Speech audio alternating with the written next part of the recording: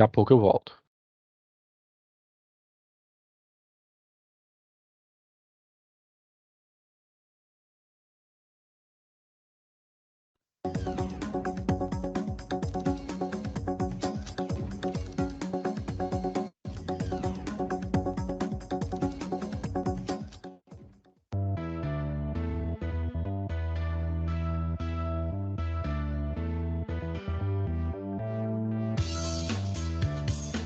A cada dia, 165 mil carros são produzidos ao redor do mundo.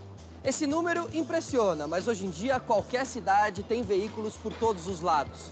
Carros, motos, caminhões, ônibus, eles transportam indivíduos, matérias-primas e produtos. É impossível imaginarmos a sociedade moderna sem esse tipo de transporte. E o setor automotivo não para de crescer. Profissionais qualificados se dedicam ao desenvolvimento de veículos com diferentes funcionalidades e, claro, a manutenção daqueles que já estão em circulação. As tecnologias do setor automotivo estão sempre em constante evolução e os profissionais da área precisam acompanhá-la. Essas evoluções visam veículos menos poluentes, mais seguros e econômicos.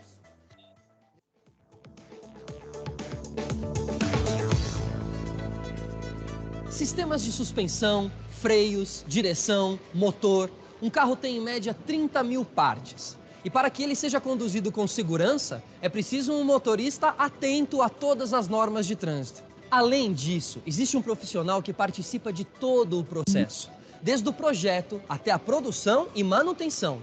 São eles os técnicos em manutenção automotiva. O técnico de manutenção automotiva ele pode trabalhar em diversas áreas. Ele pode trabalhar desde uma montadora de automóveis, uma oficina pequena, uma concessionária. Ele vai estar ligado a essa parte automotiva. Então o ramo ele é muito abrangente.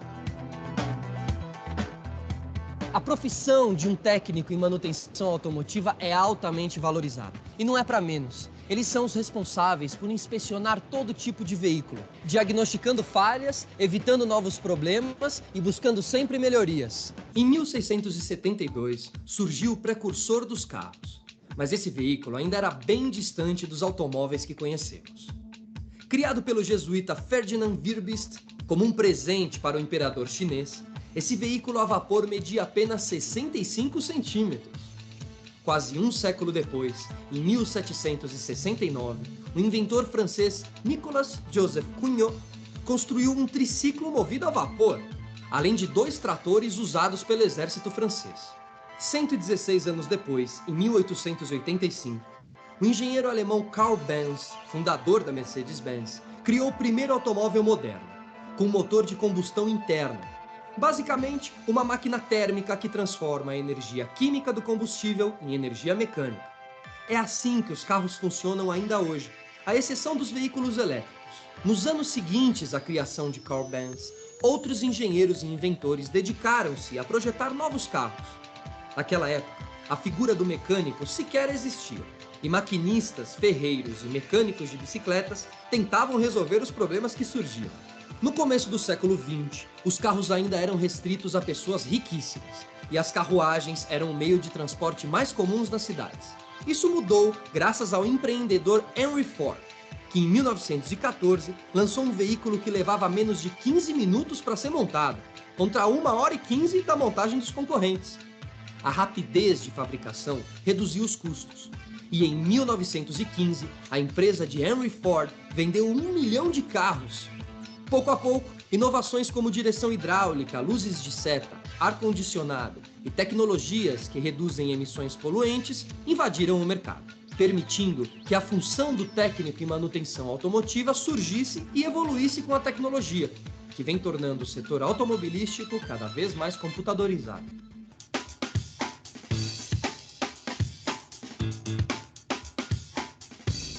A gente vai acompanhar um dia de aula aqui no curso técnico em manutenção automotiva, no Senai de Santa Catarina.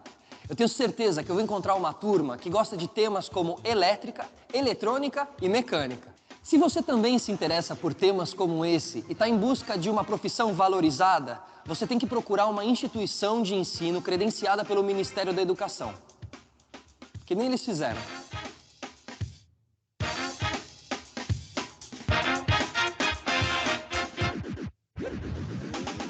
As montadoras e as oficinas e concessionárias têm tido uma procura muito grande no setor automotivo de técnicos. E hoje, dentro dos alunos que nós temos dentro do Senai, antes deles se formarem, eles já estão no mercado de trabalho e já estão também fazendo os serviços de técnicos dentro das oficinas. Nós trabalhamos várias partes do automóvel, sendo desde freio, suspensão, motor, caixa, injeção eletrônica. Dentro disso, eles podem se agregar dentro de uma concessionária, onde eles possam ser um especialista de uma área só, ou eles podem ser multifuncionais. Aqui a gente adquire um pouco de experiência e vivência para a gente saber, se a gente for trabalhar em uma oficina, o que a gente vai enfrentar lá dentro, o tipo de serviço que a gente vai fazer lá dentro. Pessoal, faltam um pouco mais de 5 minutos, hein? É difícil trabalhar com tempo. A gente tem que acelerar o processo. Sempre seguir o manual do fabricante para não ter que perder mais tempo refazendo um serviço. Ok. Queria, professor, que você desse aqui o diagnóstico da prova pra gente. Pessoal, então qual foi a conclusão que vocês chegaram na suspensão desse veículo? O amortecedor do lado esquerdo estava com vazamento no retentor. O óleo contaminou a coifa guarda-pó e o resto estava dentro das conformidades. O veículo estava com o coxim superior do amortecedor danificado e o amortecedor estava com baixa pressão. Perfeito. Então, os dois grupos atenderam corretamente a falha apresentada. Os dois grupos foram Nota muito 10? bem. Nota 10 pros dois grupos? Nota 12. Nota 12? Nota 12. Aí sim, gostei, hein, professor? A sensação é perfeita. Você conseguir fazer um diagnóstico correto, fazer o desmonte correto, depois saber que o professor está te avaliando e o professor te dá um feedback ok, perfeito, é uma sensação muito boa. É bem gratificante, porque prova que a gente realmente aprendeu o que o professor explicou. Então, pessoal, uma salva de palmas.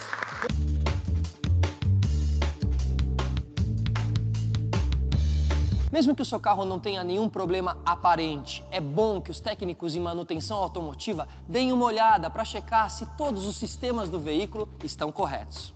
Se a manutenção não é programada e acontece um defeito com o seu automóvel, como será que os técnicos em manutenção automotiva conseguem detectar, dentre tantos possíveis problemas, qual é exatamente o que acontece com o seu carro?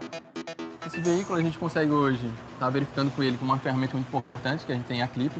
Então esse aparelho a gente consegue fazer uma leitura de todos os calculadores. Então seria impossível a gente fazer um diagnóstico sem essa ferramenta, né? Então no caso aqui, ele interroga os calculadores, né? Identifica se há uma avaria ou não.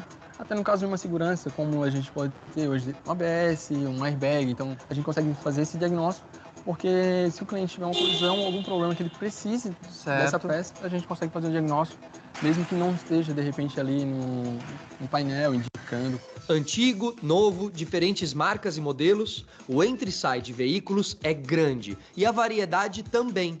Além da paixão por carros, um técnico de segurança deve saber lidar com todos os tipos de automóveis. Da próxima vez que algum de nós tiver problema com um carro, talvez a gente já tenha uma noção melhor do que está acontecendo. Mas não marca bobeira não. Seja por conta de uma falha ou revisões programadas, é fundamental procurar um profissional especializado, como é o caso dos técnicos em manutenção automotiva que a gente conheceu hoje.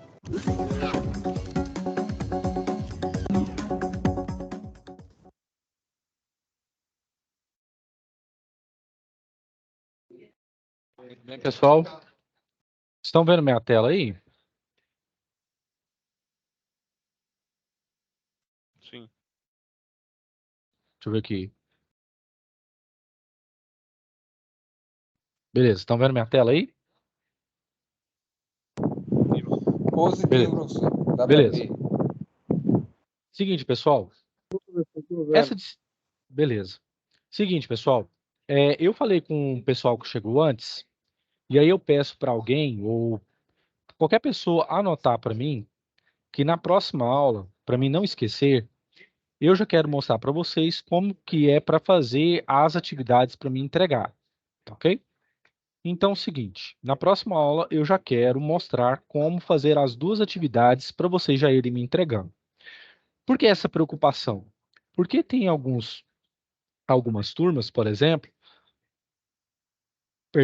algumas turmas que devido ao tempo de terem me entregado de maneira atrasada as atividades, prorroga, sim, um pouco mais o prazo de tempo de entrega, mas isso também é prejudicial para a turma. Por quê? Se demora a entregar no prazo de tempo, demora também o quê? Prolonga mais o curso, tá ok? Então, para evitar tudo isso, eu peço a vocês que, na próxima aula, já anotem para mim, para que eu já mostre como que é para fazer as duas atividades. Eu vou andar um pouco mais com o conteúdo aqui, e na próxima aula, dia 6, por favor, me lembre, nós vamos falar sobre as duas atividades, tá ok? Beleza, pessoal? Podemos começar? Alguém tem alguma questão? Beleza, então vamos lá. Seguinte, essa é a nossa terceira aula de projetos elétricos prediais. Como eu disse para vocês de início, é uma disciplina, é uma UC, que ela mistura duas UCs passadas. Leitura e interpretação de desenho e também instalações elétricas prediais. O objetivo é que você, quando pegar uma planta baixa, você é um futuro técnico, você pegar uma planta baixa, você saber analisar o que possivelmente estaria de errado e também já recomendar soluções para que aquele desenho ele seja feito da melhor forma possível, tá? Então, dentro de instalações elétricas, nós temos que seguir algumas normas, alguns padrões. Tudo isso para garantir uma boa iluminação, corte certeiro e também instalação correta de tomadas e interruptores, análise de circuitos, melhor posição do quadro de distribuição, quais os dispositivos de proteção que eu tenho que colocar e saber o seu princípio de funcionamento, quais os equipamentos e aparelhos que eu tenho que utilizar no meu cotidiano para justamente identificar qualquer problema com relação a algum fato de sobretensão ou então de sobrecorrente. Para isso, nós nos norteamos pela norma brasileira de regulamentação, que é a norma 5410, que ela dispõe sobre instalações elétricas de baixa tensão. Pois muito bem. Tudo isso que eu vou falar aqui, na verdade, é um apanhado que vocês vão ver no próximo momento presencial, que, se eu não me engano, vai ser dia 11, ok? Para algumas unidades aí vai ser dia 11. O que vocês precisam saber? Vocês precisam saber como que funciona o DPS, o DR, ok? Como escrever corretamente e projetar corretamente um desenho, tá? Um diagrama. Então, tudo isso aqui vem a partir das simbologias e também dos resumos feitos com o objetivo de tornar mais acessível o quê? A prática de entender um desenho, um diagrama, ok? Pois muito bem. Dentre os principais pontos para atender a instalação elétrica predial de modo correto e seguro, são alguns pontos realizados como cálculos dentro desses circuitos. Dentre eles se destacam os fatores de potência, tá?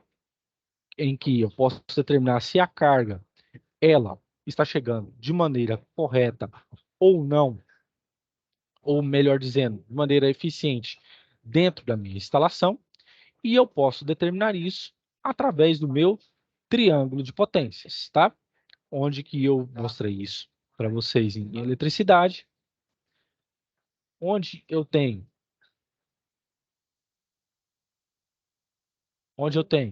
as potências ativa,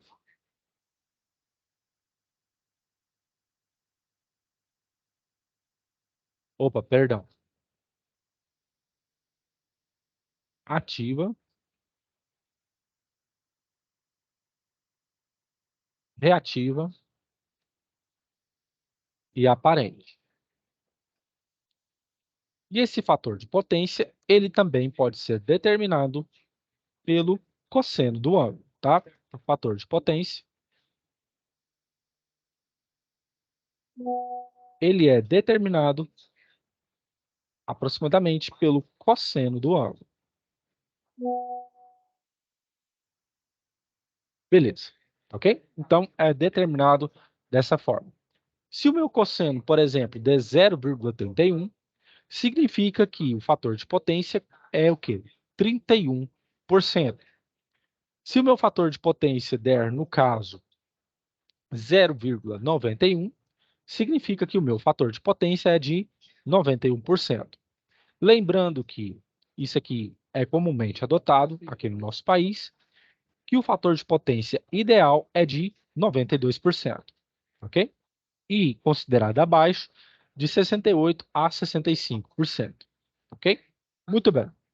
Outro quesito que nós temos que determinar dentro das instalações elétricas são os pontos de iluminação, aonde as luminárias vão ser instaladas e como os aparelhos elétricos eles vão ser instalados. Pois muito bem. Se eu não faço uma instalação elétrica de iluminação bem feita, isso pode não somente ocorrer transtornos com relação à iluminação, mas também quando eu for automatizar a minha casa, por exemplo, ou a minha residência, isso pode danificar e muito o quadro de distribuição. Ok? Beleza. Com relação ao desenho de instalações elétricas prediais. Pois muito bem. Eu tenho que entender sempre, é importante que a cada passo que eu for analisar no desenho, eu tenho que fazer algumas etapas. Primeiro, eu tenho que analisar em relação à minha residência a planta baixa do local. Um outro ponto em questão, dentro da planta baixa, é você também fazer um estudo de solo naquele lugar, se você não conhecer. Por quê, professor? Dependendo do solo que você for mexer, ele pode ser ou muito ácido ou muito básico. E quando você for fazer um aterramento, ele com certeza, dependendo da sua acidez ou basicidade, ele interfere diretamente na equipotencialização do quê? Da sua casa, da sua residência. Ok? Então, muito bem. Eu tenho que conhecer, dentro da minha planta baixa, os ambientes, as tomadas que eu vou instalar, se é de uso geral ou de uso específico. Eu tenho que ter uma noção de áreas de figuras geométricas, para calcular tal como variáveis como perímetro, área. Eu também tenho que saber volume, porque possivelmente eu posso estar trabalhando com a quantidade de vazão que uma determinada caixa d'água ela vai estar trabalhando. Então, tudo isso é essencial que o técnico conheça, a fim de determinar o quê? Se a vazão está baixa, se a minha planta ela precisa ser modificada ou não, se ela está de acordo com as normas vigentes, ok? Tudo isso é necessário que você, como futuro técnico, conheça. Com relação a isso, a previsão de cargas e cálculos que vocês vão desempenhar são muito poucos. Por quê? Mas você tem que ter a noção do que você está lidando. Como eu disse para vocês, se você pegar uma casa, uma residência, e saber que o fator de potência dela é de 0,77, por exemplo, significa que 77% da carga que está indo para aquela residência, ela está sendo o quê? Consumida lá dentro. Então, esse já é um ponto. Por que eu preciso ter esse tipo de conhecimento? Porque eu posso depois fazer alguma previsão, ou então consertar, entre aspas, né, ou então melhorar o fator de potência daquele local. Pois muito bem. Então, eu tenho que ter conhecimento de bitolas de fios, eu preciso ter conhecimento da segunda lei de Ohm, onde que a resistência do material ela é diretamente proporcional à resistividade. Eu preciso conhecer a nomenclatura e a coloração dos cabos, como diagnosticar se um eletroduto ele está com a capa e o invólucro de maneira correta, quanto que de espaço os fios internamente precisam de ter, se tem os pontos de iluminação, se eles são bons ou se eu preciso melhorar, tá ok? Então, tudo isso é determinado pelo técnico através do desenho que ele está fazendo o quê? Ele está fazendo um levantamento. Pois muito bem. Os pontos de iluminação em tomadas. É a NBR 5410, como já disse para vocês, que determina quando é de uso geral as tomadas ou então de uso específico, ok? Por exemplo, ar-condicionado, ela não pode ser de uso geral, ele tem que ser de uso específico. Ele tem que estar em cunho alto, ele não pode estar em cunho baixo, como já expliquei, porque o ar-condicionado, ele faz com que gere o quê? Uma corrente de convecção daquele local, e o ar frio, que é mais denso, ele tem que descer, enquanto que o ar quente, ele tem que subir, tem que fazer um ciclo, o quê? Térmico naquele lugar. Se fosse o contrário, se o ar-condicionado, vamos supor, fosse na parte de baixo, o ar frio, ele não subiria, ele ficaria, porque ele é o quê? Mais denso, tá ok? Então, tudo isso são questões teóricas e também no cotidiano, que são questões bem simples, bem notórias, que você, como futuro técnico, você vai ter que lidar. Pois muito bem. A NBR 5410, ela determina que, para a iluminação, com área inferior a 6 metros quadrados, eu tenho que ter como carga prevista um patamar de 100 volt ampere. E se por acaso for superior, esse padrão, ele também tem que ser determinado, mas se aumentar em 4 metros, o que? A minha carga, ela tem que diminuir para 60 volt ampere. Para as tomadas em cômodos com área menor do que 6 metros, né, eu tenho que também ter uma entrada de 100 volt ampere e com área maior do que 6, ter pelo menos uma tomada de 100 volts ampere, mas a cada 5 metros, ou então acrescentar no perímetro da área mais 5 metros, eu tenho que ter uma tomada também. É a NBR 5410 que determina. Com relação a banheiros, a minha tomada ela tem que ter 600 volts ampere a mais próximo, e nas copas ou em outro serviço dentro da casa, eu tenho que ter uma tomada a cada 3,5 metros de soma de perímetro da casa. Ok? Pois muito bem. Por que isso, professor? É muito simples. Quando você está no banheiro, você concorda comigo que o chuveiro ele determina o quê? Maior o quê? Potência para ser o quê? Executado. Principalmente em dias quentes, ele demanda maior potência se ele não for desligado. Então, o que acontece? Eu preciso de ter um maior comprimento, tá certo? Para fazer com que a minha resistência, ela o quê? Aumente um pouco mais para que não danifique o quê? Não danifique o meu equipamento. E onde isso vem? A partir da segunda lei de Ohm. Muito bem. Voltando à questão de subsolos, por exemplo, aqui, quando eu for fazer uma distribuição de iluminação, eu tenho que fazer, quanto à instalação de tomadas, eu tenho que ver como que o meu subsolo vai reagir, quais os pontos de iluminação em garagens, varandas, halls e tudo mais, a partir da minha DDP que eu tenho naquele local. Se é volts, se é 1000 volts ampere, então não será o quê? Criteriosamente adicionada ao perímetro do ambiente. Ou seja, se eu determino aquele ponto, ele não vai sofrer no quê? Nenhum acréscimo. Porque eu aumentei a minha área, eu preciso de maior do que potência para fazer o quê? A minha iluminação. Como que eu determino isso? Você determina através da seguinte equação. Intensidade é igual a potência sobre a área. Ou seja, se minha área for tomada como mínima, bem menor, eu preciso de ter o quê? Uma maior intensidade e vou ter também uma maior do que potência daquilo com que eu vou iluminar, certo? A partir dessa equação que se determina tudo isso. Pois bem, condutores e eletrodutos. Eu preciso ter uma noção também do que são condutores e eletrodutos. Mas, professor, quando a gente trabalha aqui na aula, a gente verifica isso, a gente sabe quando um material é condutor, quando ele é isolante, mas dentro de condutores elétricos, eu tenho uma subdivisão. Por exemplo, você vai ver comigo mais à frente o que são materiais ferromagnéticos, diamagnéticos e paramagnéticos. Por exemplo, Materiais ferromagnéticos, eu vou fazer aqui um apanhado já.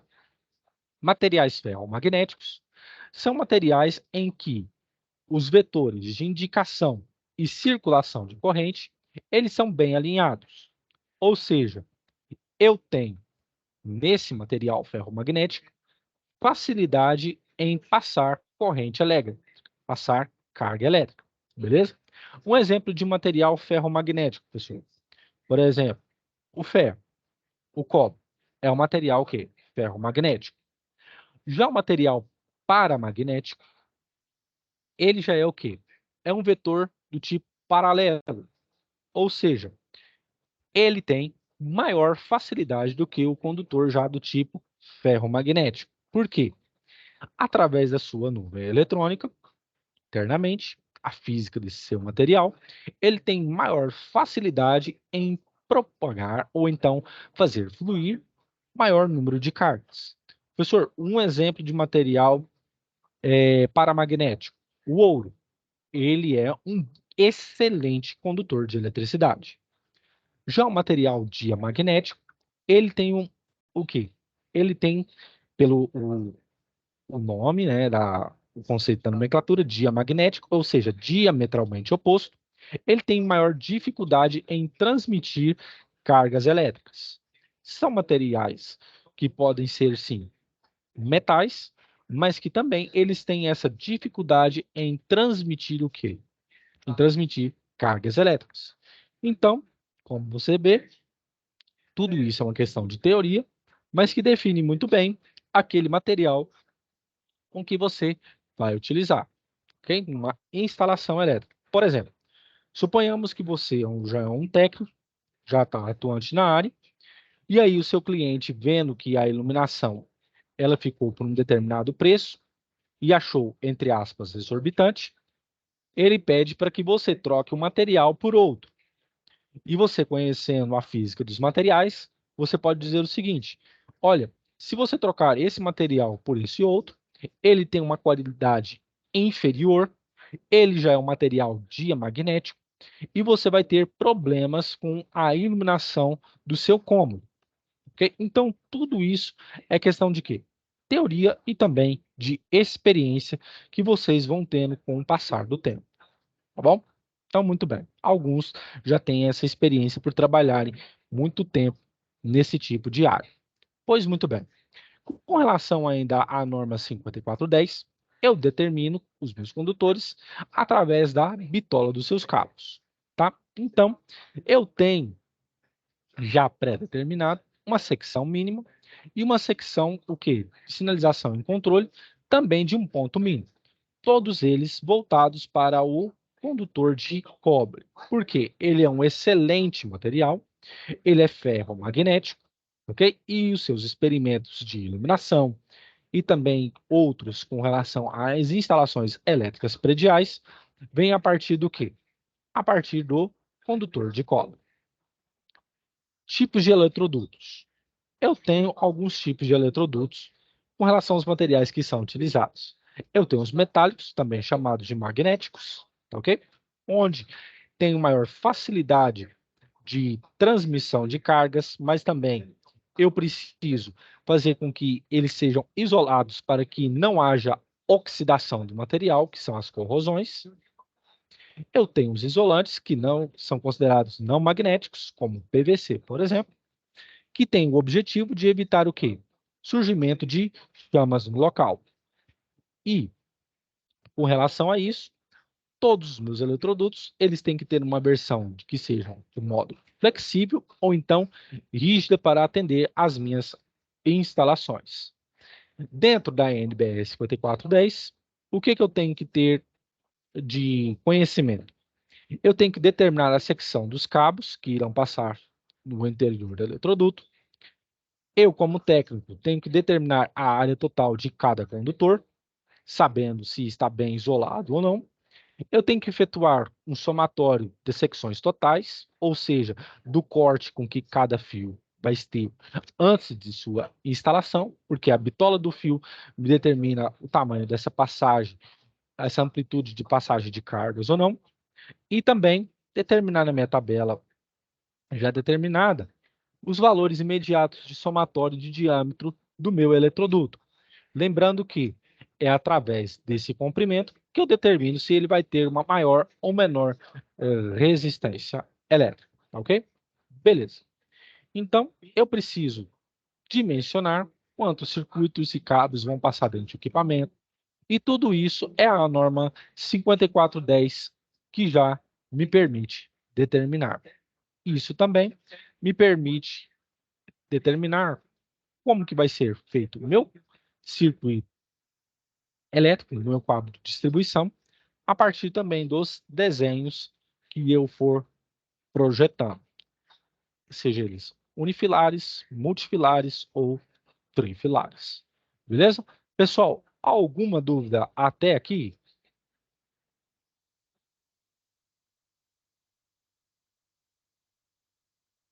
Pessoal, alguma dúvida?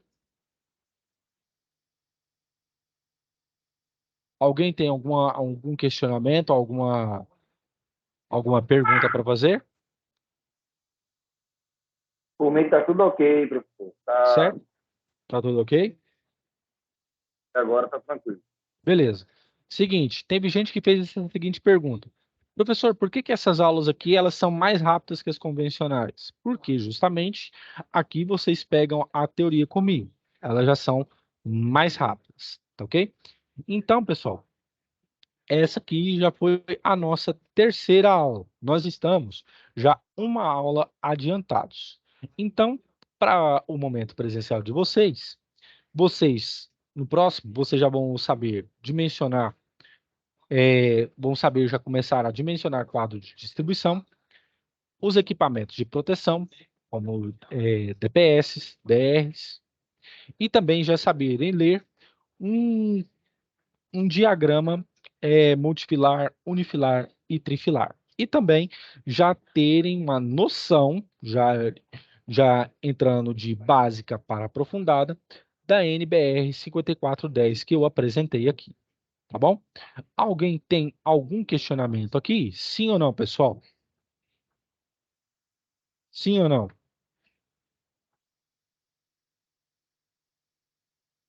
Pessoal, alguém tem algum questionamento? Por mim tá tranquilo, viu, professor? Tranquilo? Então, beleza. Pessoal, Professor. pois não, pode falar.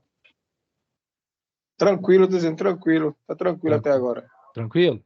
Então, beleza. Pessoal, nós já terminamos a nossa aula, tá? E aí eu quero ver com vocês. Podemos encerrar, então? Essa teoria de hoje ficou por aqui. E aí eu peço o seguinte, na próxima aula, não me deixem esquecer, mostrar para vocês como que é para fazer as questões das atividades, tá? Como que eu quero que vocês me façam. Então, eu peço aí para vocês que alguém anote ou marque no celular para não deixar esquecer, tá bom? É porque são muitas turmas e às vezes o que eu combinei com uma, talvez eu não combinei com a outra. Mas eu peço a vocês que anotem para mim para mostrar como fazer as atividades na próxima aula, tá ok? Pessoal, então, encerrando aqui. Sim, pode falar, Carlos.